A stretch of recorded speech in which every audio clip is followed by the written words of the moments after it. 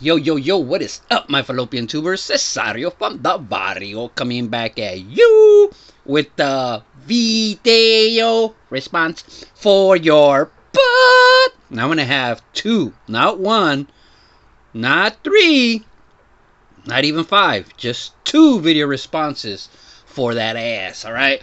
The first one is going to be for Shoebox Legends, man. He has 100 subs. Congratulations. And then we have another one for Steve Speaks, who's got a massive 250 subs. All right. So congratulations, both you guys. Shoebox Legends, man, 100 subs. Man, I remember it believe it or not, guys, it took me quite a while. The rest, or at least it seemed like forever for me to reach 100 subs when I started. And so what Shoebox Legends, and that's all one word. What he wanted was for you to talk about something sentimental, like show a card that has sentimental value to you. You know, we're not talking about monetary value or market or trade value. We're just talking about sentimental to you. All right. He like what he wants is to hear the stories, you know, and you know me, guilty with the stories. So Shoebox Legends, he wants to sentimental card and then show something in your collection that necessarily isn't like your main PC, but just shows something else that you have had for a while that has sentimental whatever, you know, just something special that you have that's not really part of what you PC now. Okay, for me, the first one, the only thing I could think of with any kind of sentimental value is my wallet card. All right, you see that? Can you guys guess what it is? It's not necessarily a baseball card, but it is in a way. And that's one of the things with me when people have contests like this and talk about sentimental card. And I never really give an answer. Like, I never really have one that I could pinpoint. So I'm going to pick this one.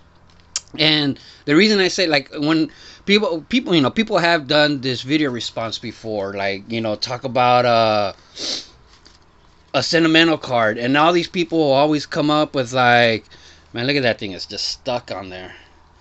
All these people always come up. Wow, look at that. It really is like stuck. Had to peel that thing off. Whoa, look at that. All right, so there it is. So people always have sentimental cards. You know, like my first card that my dad ever gave me, or you know, my uncle introduced me to baseball cards. Like everybody has a great story. Me with baseball cards, I really don't. You know, it's like with me, I just started. I've had baseball cards my whole life, but this is like kind of the card that like started me like being a real serious collector as far as knowing what I was doing, how to be organized, how to make a checklist. You know, like that sets exist. So a lot of people have heard this story before. I got this from an ice cream truck. All right. Back in the days, of ice cream trucks, everybody, everywhere you went, you know, the welfare office, 7-Eleven, bookstores, tar. I mean, everybody used to sell baseball cards back in the days. You could find them everywhere. All right. And so the ice cream truck came and he was selling baseball cards, and me and my cousin, my brother, we got money and we went over there, and they got the last two packs, and the guy didn't have a pack for me. And then he showed this, which is like in a cello pack, and I think it was like $2 or something. I was like, you know, I only have like 50 cents or whatever the hell I had. And he was like, oh, you know, it's $2. And man, me being the little bitch that I was as a kid, I was starting to cry. And then he felt sorry for me and he gave it to me, you know. So this started off because after that my cousin taught me, like, oh, you know, to Mickey Mantle. I had no idea who Mickey Mantle was really when I got this, and you know, like down to the bone. And he wanted it so bad, and he wanted to trade me like his whole pack for this, and I was like, nah, man, you know, screw you. So, anyways, that's why this has the most. Look at this. You know what? I didn't think it was actually gonna be this dirty, but I'm gonna do a little experiment that I seen before because I thought about cleaning this when I was a kid. I carried this in my wallet. When I was a teenager, all through high school, through junior high, I remember always having this in my wallet, and it's gone through like 100 wallets, man.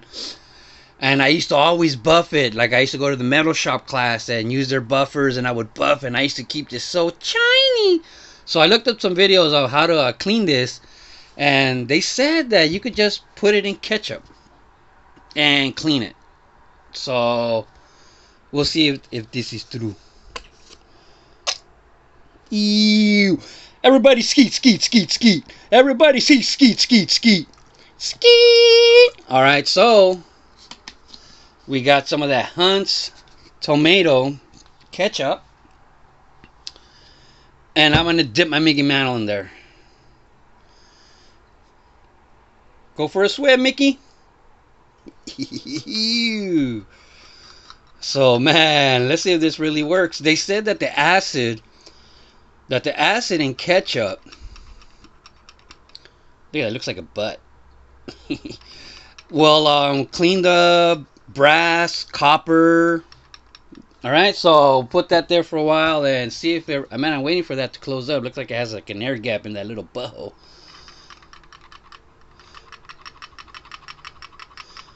I don't want to touch it because I don't want to get ketchup all over my fingers. All right, so there you go, box of that. Man, that was long. That's the first one. And so something that isn't a baseball card, all right, is this baseball, right? It's not a baseball card. It's a baseball. And I've told the story of this a few times. I remember when I got this ball signed. No, I didn't get it. I can't believe I just said that. But when I first got this ball, I took it to I had it and I used to carry it around everywhere, and I used to just toss it in the air. I used to just play barehanded catch with it all the time by myself. And so once I really I knew it had a couple of good guys on here. I mean, Cloud Osteen, Don Sutton, Hall of Famer. All right, and so one day I went to the local card shop, Frankenson's, and I just had this ball in my hand, and I was just throwing it up in the air. And that's when I went to go buy when I saw my Mickey Mantle, and I had it on layaway, and I was putting it on layaway, and the guy was like who? But looks at me. He's like, who signed that ball? What is that ball? And I told him, oh, it's a Dodger team ball sign. I go, but is it real? I said, really, to tell you the truth, I don't know. And I said I kind of doubt it because one of the things that I noticed, at least to the naked eye, to me right away, is like most of them are signed with the exact same pen. You know what I mean? And a lot of times, so that's just kind of what threw me off.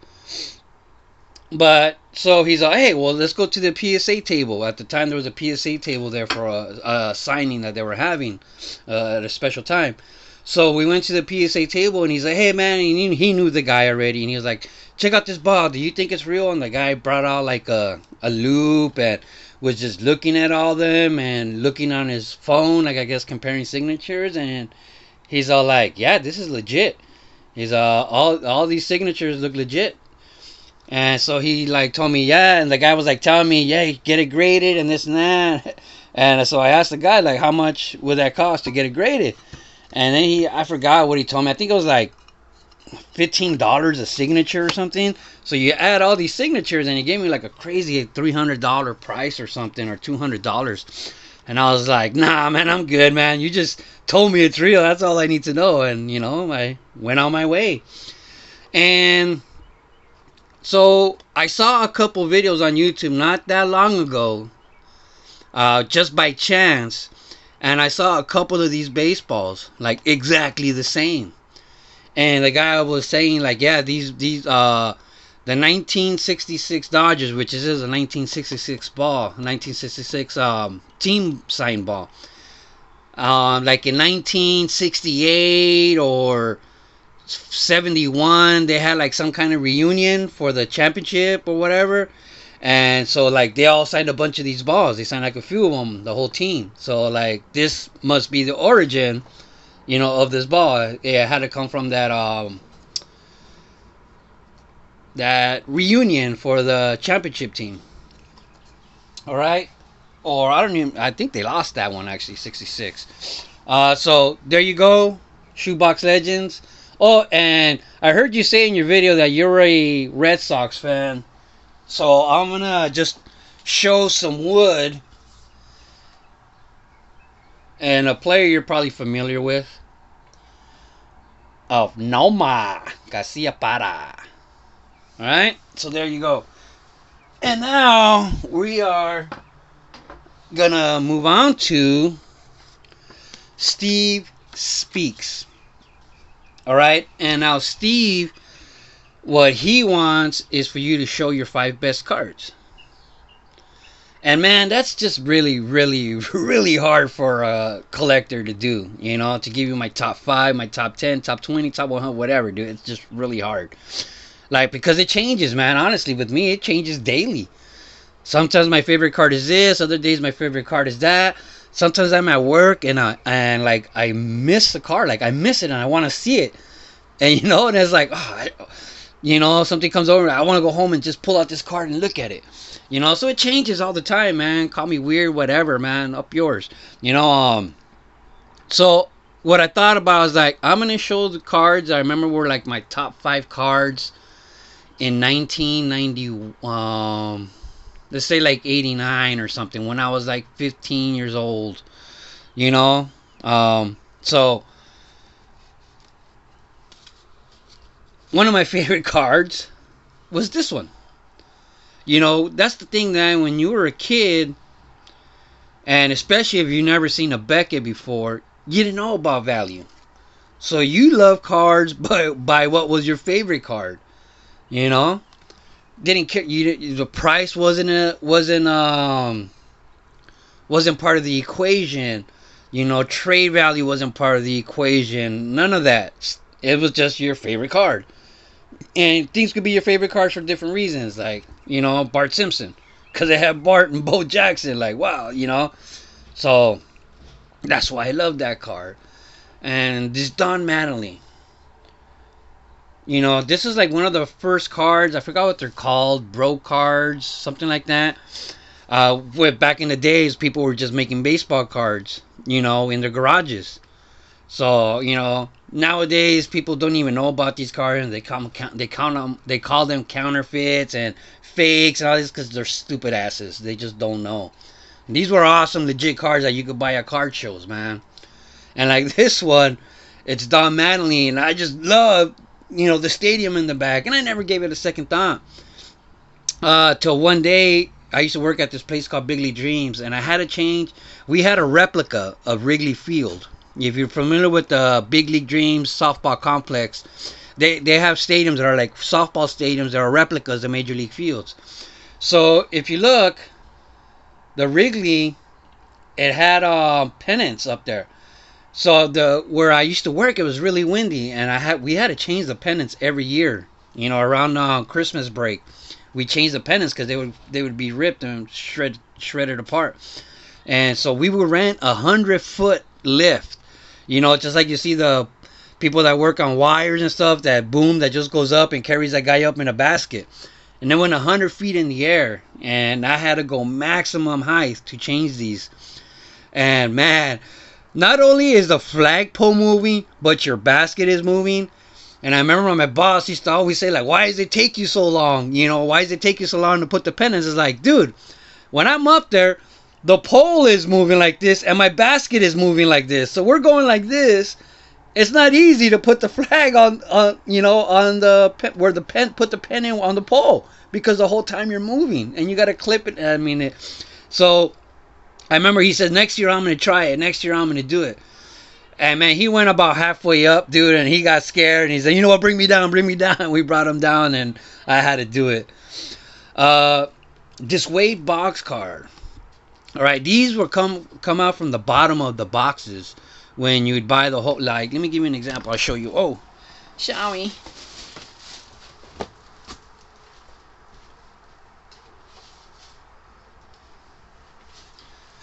So if you got the box, all the boxes, they all would have these cards on the bottom, you know, and I would cut them out.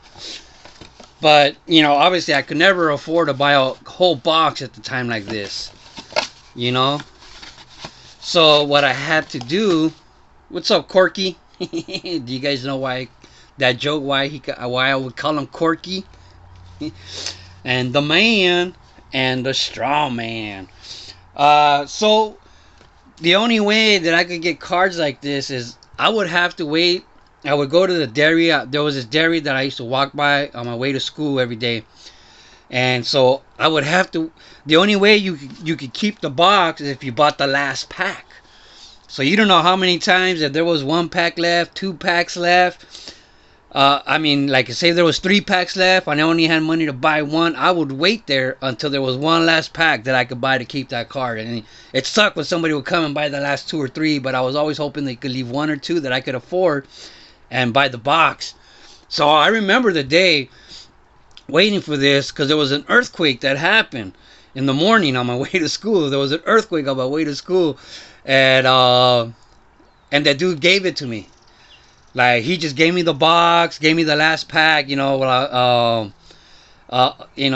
that's how I got this card, this box, and I cut, I cut them out. I always cut them out and put them in my PC. But that's why this is one of my favorite cards right here. And man, Darryl Strawberry. Well, Darryl Strawberry was my favorite player growing up. I really, really, really thought he was going to be the first 40-40 man. I thought he was going to be the first guy to ever get the 40-40. That was like an impossible record. Like back in the days, everyone believed you either had power or you had speed. You couldn't have both. There was like no such thing as having both. And so 40-40 was like impossible. That's what it seemed like. And then Darryl Strawberry got like 39 home runs and like 39 stolen bases. He came so close. And that's what's a trip about nowadays. Now there's like 100 guys who did the 40-40 during the steroid era. Can you do the math there? And one of my favorite cards of all time, and like this is the original. I took it out of my PC album. The 87 Fleer Will Clark. Just like whatever reason, man, I love the color. I love this card. Will Clark, the natural. I had a Will Clark jersey. I had a Giants jacket, believe it or not, back in the day, just because of Will Clark. Because he was like, I don't know what it was about. I mean, it was this card. I love the 87 Fleer Will Clark. I just thought it was the best card on earth. And there's so many days today where I still do. Like when people ask, a lot of times this is the first card that pops in my head. The 87 Fleer Will Clark. But it's hard to say that nowadays because then people are like, that's not worth anything. Oh, he's not a Hall of Famer. It's like, they bring up stupid shit. It's my favorite card, not my most valuable card. Not.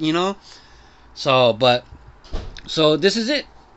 So hope that was good enough, Steve Speaks. But I wanted to, man, I haven't even took a drink.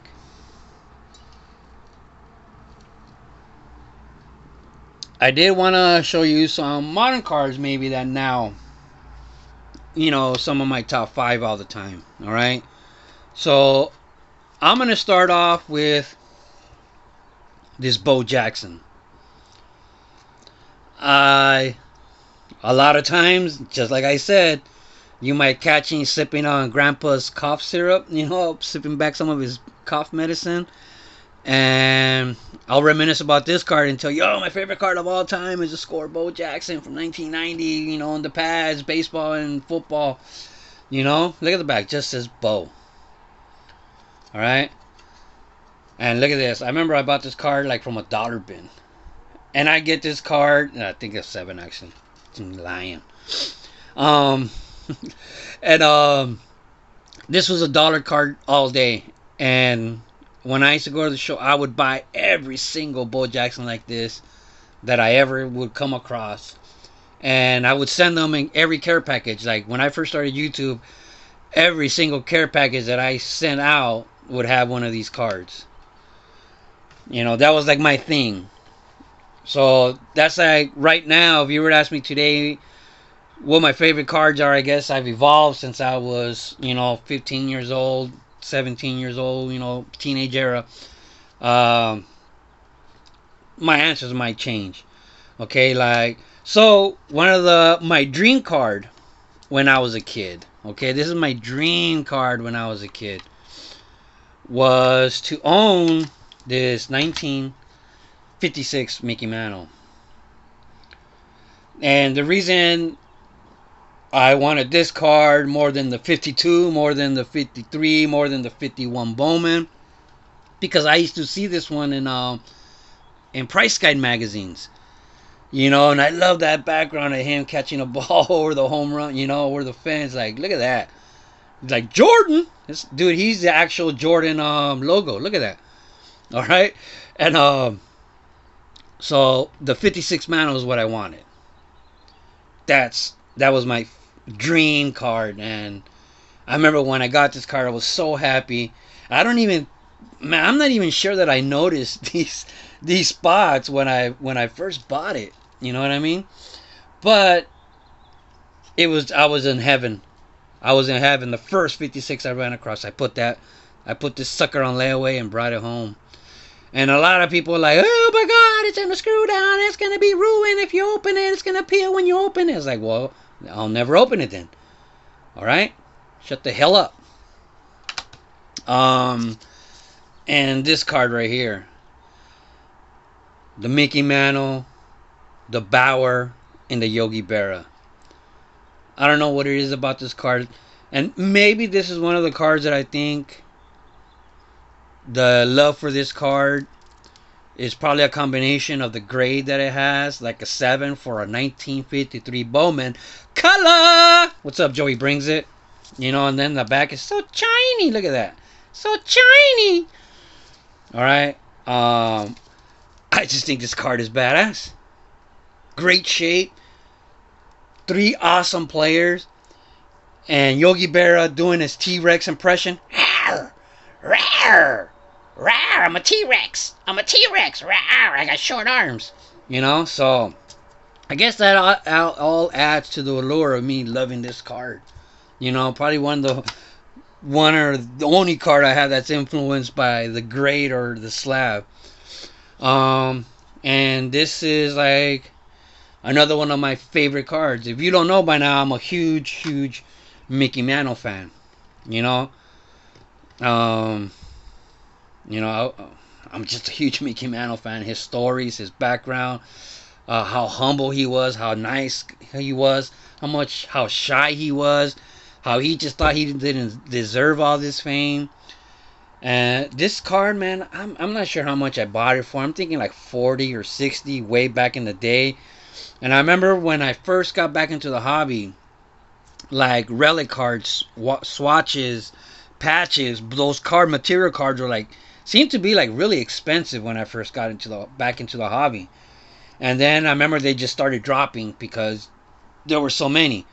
You know what I mean? The first couple years that they're produced, there was only so many, and it seemed like back then they only made cards of great players. They only made relic cards of really good players and great players, so that every relic card was a hit. But then it seemed like to get watered down when people started saying there should be more hits, and then they just started bringing material of everybody and everything, and then kind of got flooded, and it seemed like the prices went down. So I remember my friend had this card. He was selling it for $150 for the longest time. Nobody would buy it, and then he had it for $100. Nobody would buy it. I don't know. And then he ended up selling it to me for $60, and I was like, oh my God! It's so awesome when you could actually touch something that he touched. You can't beat that feeling, dude. It just tickles my fancy and my bunghole. All right, and the 50 Topps Mickey Mantle. Just because it's the closest thing I'm ever gonna get to a Mickey Mantle 52 Topps. Rookie. Yeah, I said it. 52 Topps rookie Mickey Mantle. You don't like it? Kiss my grits.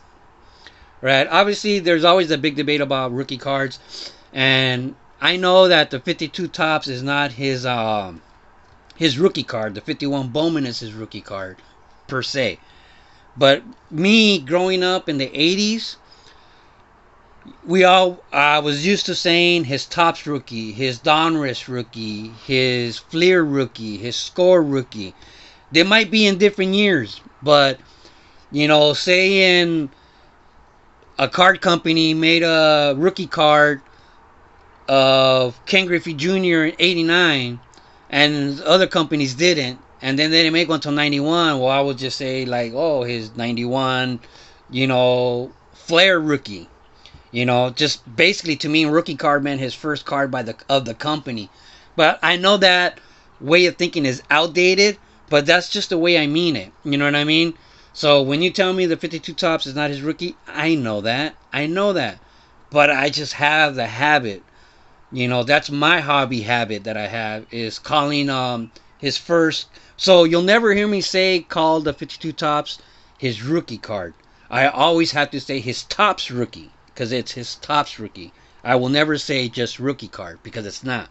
But to me, I use that terminology of saying his first, his score rookie, his Donruss rookie. Like a lot of people will say like say the 81 tops, 80 tops, Ricky Henderson, but you'll hear people call his 81 Donruss his Donruss rookie or his Flair rookie because that was the first year they made a Ricky Henderson. So that just I don't know why I had to explain myself, but honorary mention is this Mickey Mantle custom. This reminds me of like the bro cards,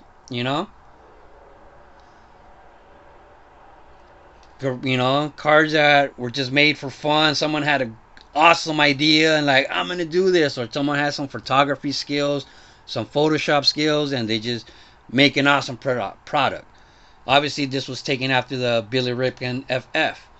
Awesome, and it's Mickey Mantle, so you can't beat that guy. So there you go, man. My favorite cards from now. Whoa, I didn't realize this video was so long. I'm pretty sure nobody's watching this whole thing. So let's see if this actually worked. Oh man, how am I gonna do this without getting my fingers dirty? Ugh. Ew. Ew. No, it still looks dirty to me. Oh man.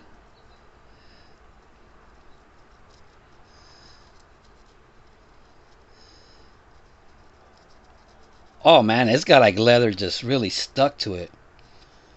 I think that leather like is oh, cause the back is coming out way cleaner.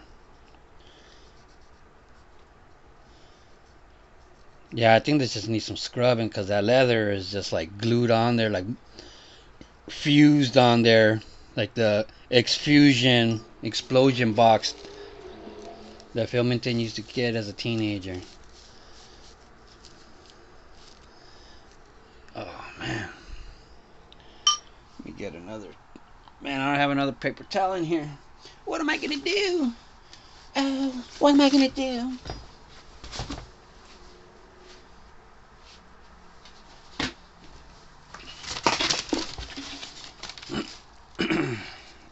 I got one of those disinfectant sheets. Where is it?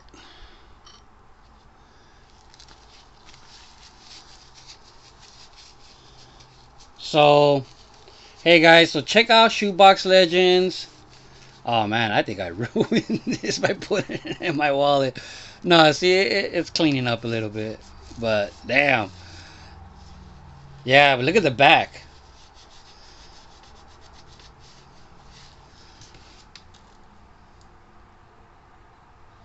$3/11/1952. Well, I'll probably take a toothbrush to this and see if I can get it shiny again. Alright, guys. Well, sorry for the long video. Love the hobby, people. And just keep collecting baseball cards forever, I say. Ciao! Oh, and one more thing for Shoebox Legends. I used to be, me and my wife used to be big into thrift store, yard sales, estate sales and stuff. And at the